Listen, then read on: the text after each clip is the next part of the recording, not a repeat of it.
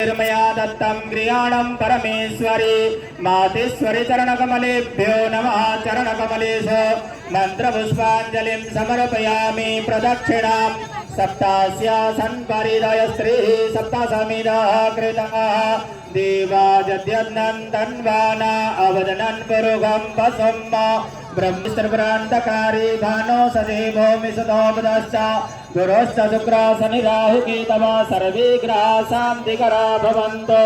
मंत्रार्था सफला सन्तु पूर्णा सन्तु मनोरथा शत्रूणां बुद्धिनाशोऽस्तु मित्राणां मदयस्तव यं यं चिन्तयति काममाप्नोति निश्चितं परमैश्वर्यमतलं प्राप्स्यते भूतले पुमान्।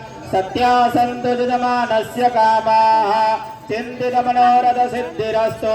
हस्ते जलमादाय अनेन कृतार्चनेन पूजनेन मातेश्वरी गंगा देवी पूजन प्रियदां नमः।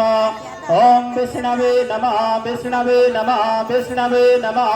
बोलिए गंगा माता की जय। बाबा विश्वनाथ की जय। नमः पार्वती पतये हर